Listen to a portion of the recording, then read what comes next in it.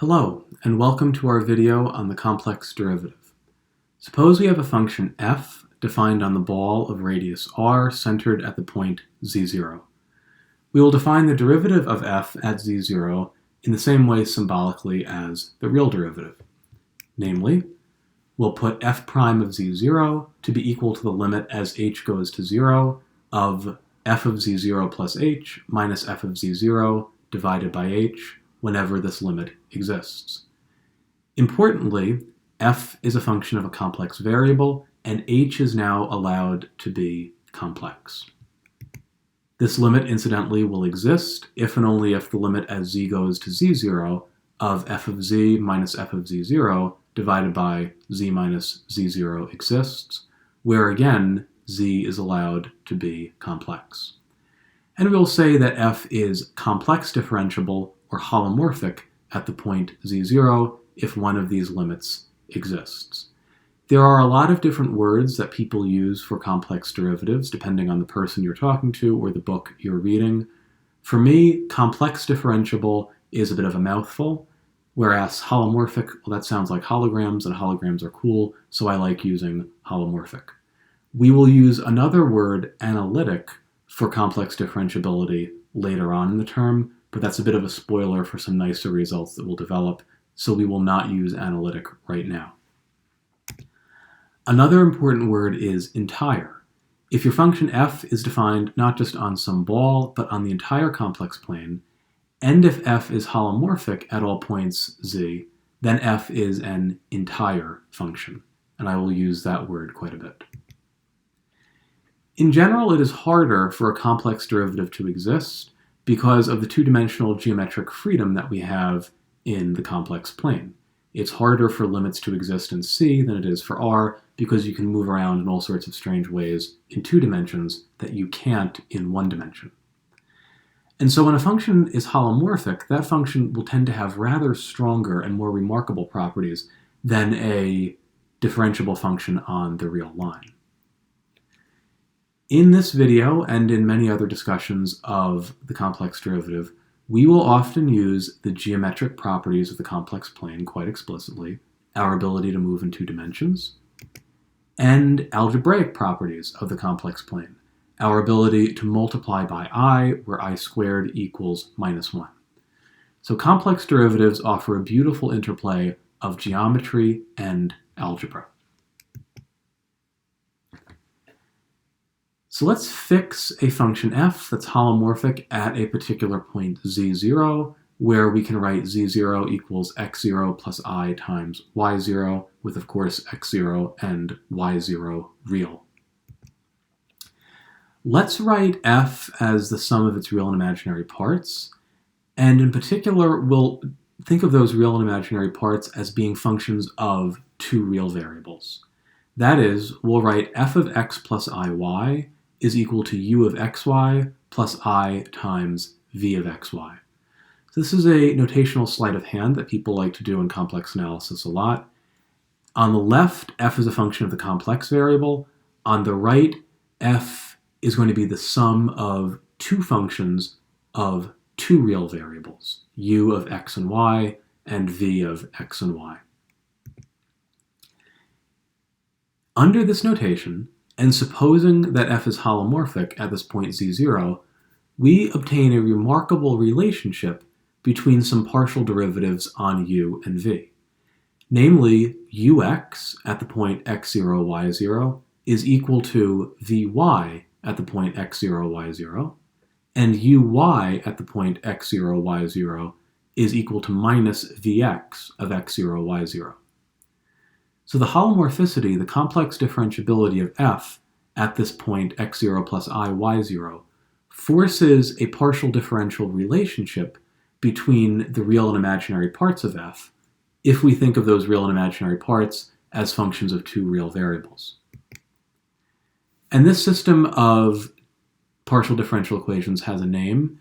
It's called the Cauchy-Riemann equations. So the Cauchy-Riemann equations is a system of linear first-order PDEs, ux equals vy, and uy equals minus vx. So let's prove this. how can we show that the Cauchy-Riemann equations have to be satisfied when f is holomorphic? And the answer is to use geometry. We are going to compute the limit of the difference quotient, f prime of z0 equals the limit as h goes to 0 of f of z0 plus h minus f of z0 over h in two different ways. One, when h is equal to a real number k, and two, when h is equal to a purely imaginary number I times L. So in pictures, here's our real axis, here's our imaginary axis. We're going to send h to 0 to the origin in two ways. One, by taking h to be equal to k and moving h equals k along the real axis to 0. And two, by taking h to be I times L and moving I times L to 0 along the purely imaginary axis. And we know that because f is complex differentiable, this limit of the difference quotient has to exist no matter what path I choose. So even if I get two different numbers, one for the blue real path, two for the red imaginary path, those two numbers have to be equal. And we'll come back to that in a little bit. For now, let's first compute the limit along the real line. So I'm going to take h equal to k for a real number, and let's just grind out the difference quotient. F of z0 plus k minus f of z0 divided by k.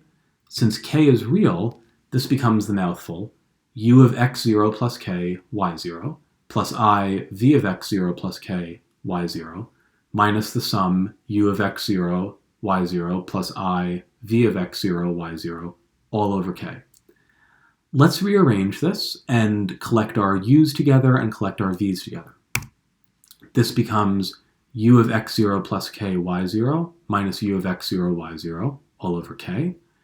And now the v's each have an I on them.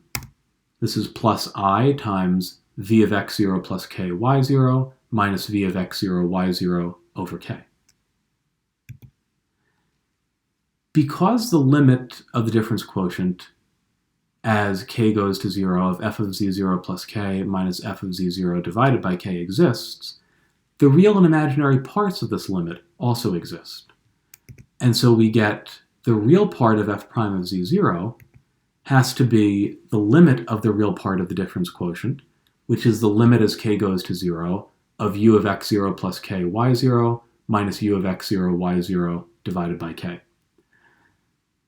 But look at this limit now and just think of u as a function of two real variables. This is the limit that gives a partial derivative. This is the x partial for u at the point x0, y0.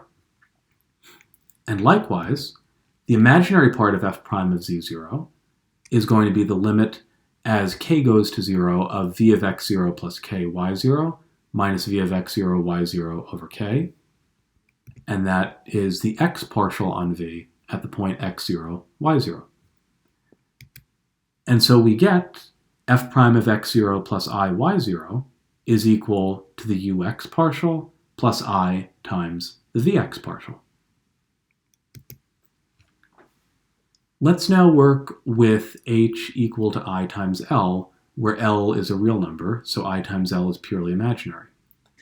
Then f of z0 plus IL minus f of z0 divided by IL is equal to the large expression u of x0, y0 plus L, plus I v of x0, y0 plus L, minus the sum u of x0, y0 plus I v of x0, y0, all divided now by I times L. So we can rearrange this a little. We'll collect our u's and collect our v's again. This is u of x0, y0 plus L, minus u of x0, y0 divided by IL. And now for the v's, above all the v's came paired with an I, and I have an I in the denominator, so my v's collect together to be v of x0, y0 plus L, minus v of x0, y0 divided by L. And now I'm going to do one more algebraic rearrangement. I'm going to multiply and divide the first term by I. And so the first term, u of x0, y0 plus L minus u of x0, y0 divided by IL, is equal to minus I times u of x0, y0 plus L minus u of x0, y0 divided by L. and then the v term remains the same. So what happened here? We use the fact that I squared equals minus 1. We use the fact that you can multiply and divide by the special number I, and I squared equals minus 1. We used algebra. So once again, the real and imaginary parts of the limit of our difference quotient, limit as L goes to 0, of f of z0 plus IL minus f of z0 divided by IL, both these real and imaginary parts still exist. The real part of f prime of z0 is now the limit as L goes to 0 of v of x0 plus y0 plus L minus v of x0 y0 over L. And we recognize this as the y partial on v.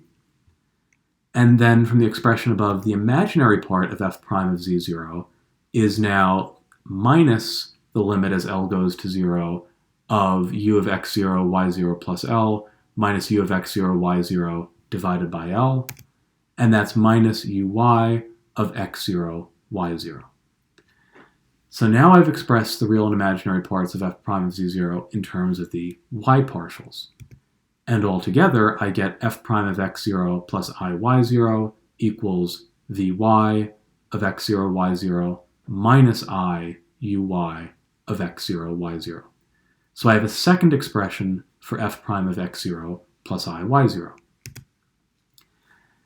And we're going to equate these two expressions. F prime of x0 plus I y0 is ux plus I vx, and it's also vy minus I uy.